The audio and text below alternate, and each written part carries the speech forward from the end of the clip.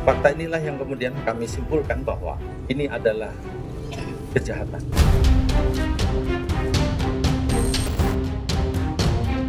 Kasus kebakaran terjadi setelah korban memberitakan perjudian adanya dugaan keterlibatan oknum TNI.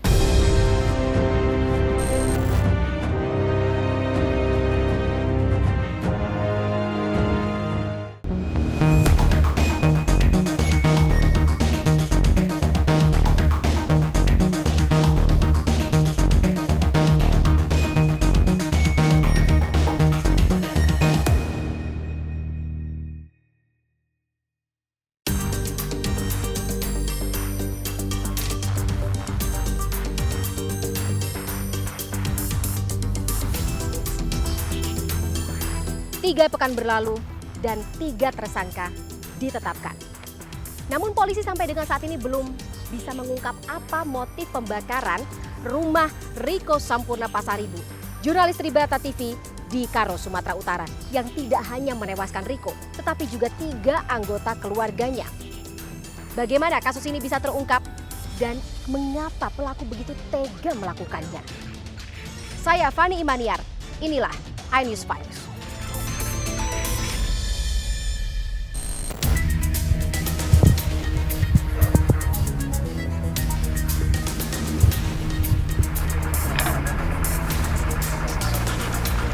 Kebakaran menghanguskan rumah milik jurnalis Tribrata TV, Riko Sampurna Pasaribu, di Jalan Nabung Surbakti, Kecamatan Kabanjahe, Kabupaten Karo, Sumatera Utara pada Kamis 27 Juni.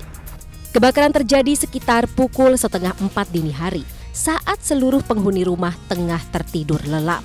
Tak sempat menyelamatkan diri, Riko tewas bersama istri, 1 orang anaknya, dan 1 orang cucunya. Bahwa memang benar ada terjadi peristiwa kebakaran yang terjadi di Jalan Nabung Surbakti, Kecamatan Kabanjahe, Karo, terhadap 1 unit warung kelontong yang dijadikan tempat tinggal. Dan peristiwa tersebut terjadi pada hari Kamis dini hari sekitar pukul 3.30 WIB. Dan atas terjadinya peristiwa kebakaran tersebut yang mengakibatkan adanya korban jiwa sebanyak 4 orang. Tim pencari fakta dari Komite Keselamatan Jurnalis Sumatera Utara menemukan adanya kejanggalan terkait kebakaran rumah Riko.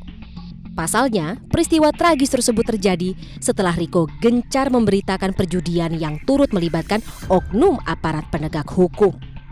Setelah melakukan serangkaian penyidikan, polisi memastikan kebakaran rumah Riko dilakukan secara sengaja. Hingga akhirnya pada 7 Juli 2024, polisi menangkap 2 eksekutor pembakaran rumah Riko. Kedua pelaku adalah Yunus Syahputra Tarigan, 35 tahun, dan Rudi Apri Sembiring, 37 tahun. Berdasarkan keterangan sejumlah saksi serta temuan barang bukti termasuk rekaman CCTV, keduanya ditetapkan sebagai tersangka. Pelaku yang menggunakan selimut di depan dadanya menggunakan sebo dan kemudian berjalan menuju ke lokasi kita temukan. Dan kita menemukan juga siapa penjual bensin yang dibeli dengan menggunakan ditutup air mineral ini.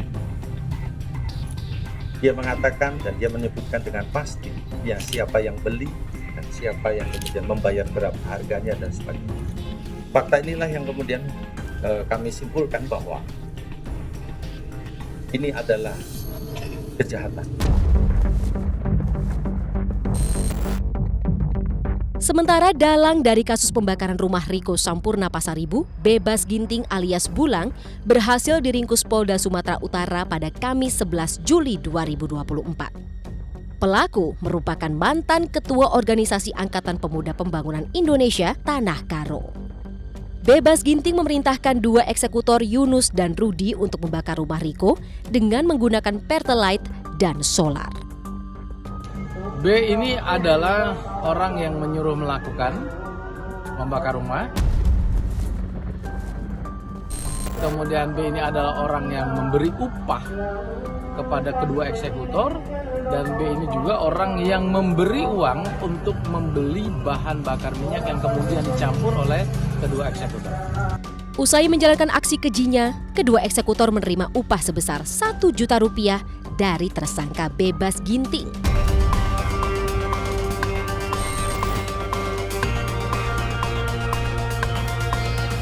Komite Keselamatan Jurnalis atau KKJ Dewan Pers telah melakukan verifikasi dan pendalaman terkait kasus pembakaran rumah yang menewaskan jurnalis Tribrata TV, Riko Sampurna Pasaribu bersama 3 anggota keluarganya. Bagaimana hasil dari investigasi tersebut? Dari hasil investigasi, ditemukan sejumlah fakta bahwa kasus kebakaran yang menewaskan 4 orang tersebut terjadi setelah korban, yaitu saudara Riko Sampurna Pasaribu, memberitakan perjudian. Ada 2 versi yang berbeda atas kejadian ini, di mana versi tim KKJ menyatakan adanya dugaan keterlibatan oknum TNI, sedangkan versi yang lain menyebutkan bahwa kebakaran itu lantaran ada ceceran bensin di rumah korban dan kemudian menyulut bara api. Diketahui memang kebetulan korban di rumahnya berjualan bensin eceran. Atas kejadian tersebut, Dewan Pers meminta Kapolri bersama Kapolda Sumatera Utara membentuk tim penyelidikan yang bersikap adil dan imparsial dalam mengusut kasus ini. Kebakaran rumahnya hari Kamis dini hari, pukul 3 dini hari, tanggal 27 Juni 2024. Nah, Rabu malam tanggal 26 Juni, temuan tim di lapangan, korban ditemani rekannya sempat bertemu dengan oknum aparat ya, yang diduga pengelola tapak judi, yang itu sebelumnya dia tulis dalam berita. Nah, beritanya ini terbit pada Senin tanggal 22 Juni 2024. Beritanya tentang perjudian yang marak terjadi di Kabupaten Karo, Sumatera Utara. Polisi menyebut rumah Riko Sampurna Pasaribu sengaja dibakar. Sementara hasil investigasi KKJ Dewan Pers mengatakan rumah Riko dibakar setelah adanya pemberitaan Riko yang menyebut keterlibatan oknum anggota TNI dalam kasus perjudian. Lantas, apa respon dari Panglima TNI akan dugaan keterlibatan anggotanya? Dan apa upaya dari keluarga untuk mengungkap kasus yang mengenaskan ini? Selengkapnya hanya di iNews Files sesaat lagi.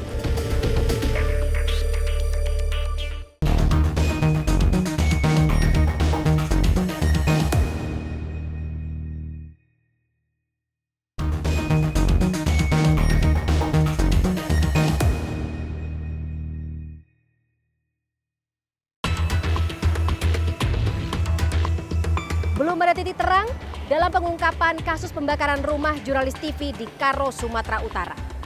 Padahal polisi meyakini perbuatan sadis ini dilakukan secara sengaja.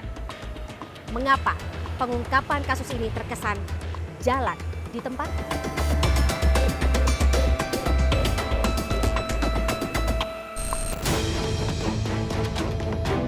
Keluarga Riko Sampurna Pasaribu mendatangi pusat pos militer TNI Angkatan Darat di Jakarta pada Jumat 12 Juli lalu. Dengan didampingi oleh tim kuasa hukum, Komite Keselamatan Jurnalis, serta Komisi untuk Orang Hilang dan Korban Tindak Kekerasan, keluarga Riko melaporkan seorang anggota TNI Angkatan Darat, yakni Koptu HB. Koptu HB dilaporkan ke Puspomat lantaran diduga menjadi salah satu dalang tewasnya jurnalis Riko bersama 3 anggota keluarganya. Kita menduga dari KKJ dan dari KKJ dan LBH menduga adanya keterlibatan TNI.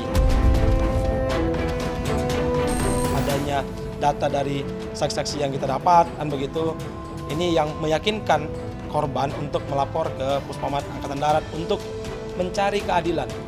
Dengan apa? Mencari keadilan dengan melaporkan ini terkait dengan 4 anggota keluarganya, yaitu ayahnya, ibunya, anaknya, dan adiknya.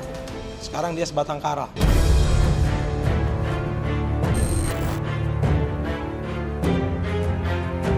Sementara itu, sebelumnya Panglima TNI Jenderal Agus Subianto membantah keterlibatan anak buahnya dalam kasus pembakaran rumah jurnalis Riko di Kabupaten Karo, Sumatera Utara. Saya rasa dari Polri sudah mengatasi ya, yang rumah wartawan dibakar sudah di atas Polri. Tapi ada keterlibatan dari anggota TNI, prajurit atau Nggak ada. Nggak ada. Salah satu alat bukti yang ditemukan polisi dalam proses pengungkapan kasus pembakaran rumah jurnalis Riko adalah rekaman CCTV di sekitar lokasi kejadian. CCTV menangkap pergerakan mereka di lokasi. Mereka datang untuk mensurvei dulu, memastikan dulu, dan kemudian mengeksekusi dengan membakar atau menyemprotkan dulu 2 botol ini ke rumah korban. Kemudian dia melakukan pembakaran. Berdasarkan keterangan Polda Sumatera Utara, pada Kamis sekitar pukul 2:30 dini hari, salah satu eksekutor, Rudi Apri Sembiri, sempat mensurvei rumah korban. Selanjutnya pada pukul 3:12 menit, Rudi Apri dan Yunus Syaputra Tarigan terlihat berada di sekitar TKP. Keduanya datang dengan berboncengan menggunakan sepeda motor. Sebelum mendatangi rumah korban, Rudi Apri Sembiri sempat membeli solar dan juga pertalite seharga Rp130.000. Sementara Yunus Syaputra Tarigan bertugas menyiram rumah dengan menggunakan solar dan pertalite lalu menyalakan api. Pada pukul 3:24 menit, pemirsa, Polres Tanah Karo menerima laporan bahwa telah terjadi kebakaran di rumah Riko Sampurna, Pasaribu. Kasus kebakaran yang menewaskan Riko Sampurna Pasaribu beserta istri, anak, dan cucunya meninggalkan duka mendalam bagi keluarga yang ditinggalkan. Keluarga tak pernah menduga para pelaku tega melakukan aksi keji tersebut. Terlebih, salah satu eksekutor yakni Yunus Saputra Tarigan merupakan rekan korban Riko Sampurna Pasaribu. Kalau saya sendiri tidak mengenal mereka. Kalau menurut keterangan dari keluarga atau seperti apa? Seperti adik saya ini, memang kalau sekolah itu rekan-rekan abang mendiang.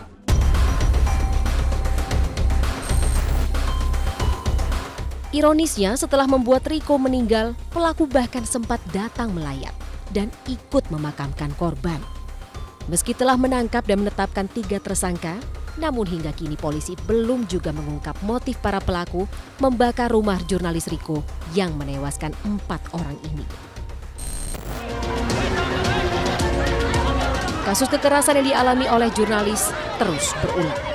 Hanya berselang 2 minggu dari kasus tewasnya jurnalis Tribrata TV setelah rumahnya dibakar, kekerasan terhadap jurnalis kembali terjadi usai sidang vonis mantan Menteri Pertanian Syahrul Yassin Limpo dibacakan. Apa penyebabnya? Selengkapnya hanya di iNews Files sesaat lagi.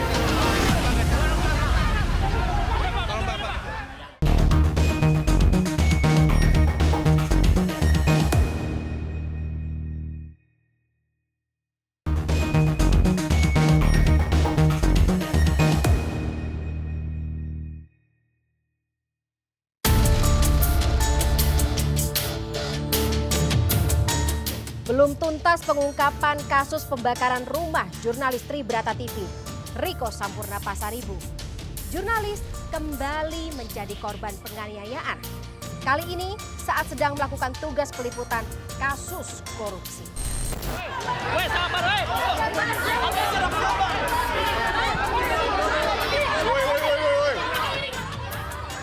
Kericuhan terjadi saat mantan Menteri Pertanian Syahrul Yassin Limpo keluar dari ruang sidang usai pembacaan vonis majelis hakim atas kasus pemerasan yang dilakukannya pada 11 Juli kemarin. Masa pendukung SYL meminta para awak media untuk membuka jalan bagi SYL yang akan keluar dari ruang sidang.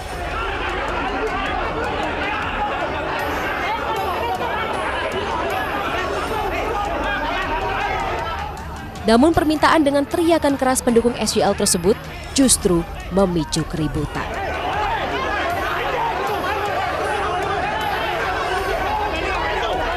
Awak media yang sudah menunggu di depan ruang sidang terus didorong oleh massa pendukung SYL dan aparat keamanan.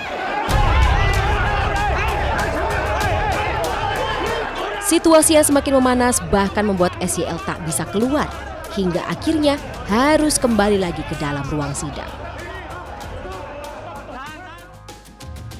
Akibat peristiwa tersebut, sejumlah alat liputan seperti kamera dan tripod milik sejumlah jurnalis pun rusak. Tak hanya itu, seorang jurnalis yang meliput jalannya persidangan juga turut mendapat kekerasan yang diduga dari anggota ormas pendukung Syahrul Yassin Limpo. Dari video yang beredar, 3 orang mengejar dan menendang jurnalis Kompas TV Bodia Vimala. Atas tindak kekerasan yang diterimanya, korban Bodia Vimala melaporkannya ke Polda Metro Jaya. Korban didampingi rekannya dan membawa sejumlah barang bukti, di antaranya video amatir serta kameranya yang rusak. Iya, ada pemukulan sama penendangan dari massa dari SYL itu. Jadi awalnya kan memang ormas itu udah datang dari pagi dan ya kayak biasa lah, maksudnya selesai sidang kita anak-anak TV untuk blocking buat ngambil doorstop akhir di persidangan. Ormas itu masuk nutupin pintu, emang ruang sidang emang penuh. Mereka masuk nutupin pintu keluar itu jejer, kita udah sepakat, tapi pas SYL keluar itu mereka itu langsung desak-desakan keluar, dorong, ya bikin chaos lah, bikin rusuh suasana lah. Merespon adanya tindak kekerasan jurnalis pada sidang vonis SYL lalu, Ikatan Jurnalis Televisi Indonesia atau IJTI mengecam dan mengutuk keras tindak kekerasan yang mengganggu upaya peliputan oleh jurnalis. Kami mengecam, kami mengutuk tindakan-tindakan kekerasan yang dilakukan terhadap para jurnalis saat meliput sidang SYL hari ini. Aksi tersebut merupakan bagian dari ancaman kepada jurnalis, bukan hanya dalam untuk mendapatkan informasi yang baik kepada publik, tapi juga merupakan ancaman terhadap kemerdekaan pers. Untuk itu, IJTI mendesak aparat untuk mengusut sampai tuntas siapa pelaku-pelaku yang terlibat dalam aksi kekerasan tersebut. Aksi-aksi ini sangat tidak bertanggung jawab dan harus dihentikan. Tidak boleh di masa-masa mendatang kejadian lagi. Untuk itu, IJTI akan mengawal sampai tuntas, sampai pelaku-pelaku tersebut diseret dan diambil tindakan secara hukum. Karena hal yang sangat penting supaya apa? Supaya hal yang sama tidak terulang kembali. 1 hari usai laporan tersebut dibuat, Polda Metro Jaya menangkap 2 pelaku pengeroyokan. Kedua pelaku berinisial NM dan S. Kabid Humas Polda Metro Jaya, Kombes Adi Arisya mengungkap, penangkapan tersebut dilakukan usai polisi mendalami rekaman CCTV yang ada di Pengadilan Tipikor Jakarta. Tadi kami sudah sampaikan pagi hari bahwa perkembangan penanganan kasus dugaan pemukulan terhadap rekan kita yang berprofesi sebagai jurnalis, saudara B, itu sudah dilakukan penahanan terhadap 2 tersangka, ya, sudah kami jelaskan tadi pagi. Perannya masing-masing memukul dan satu lagi memukul serta merusak kamera. Berdasarkan laporan Aliansi Jurnalis Independen atau AJI, periode Januari hingga Juni 2024 setidaknya terjadi 29 kasus dugaan kekerasan terhadap para jurnalis. Dari data tersebut, kekerasan fisik, ancaman, dan pelarangan liputan mendominasi laporan paling banyak. Sementara sejak 2006 hingga pertengahan 2024, organisasi jurnalis ini melaporkan setidaknya terdapat 1071 kasus kekerasan terhadap pekerja media. Pelakunya terdiri dari oknum polisi, massa, hingga orang tak dikenal.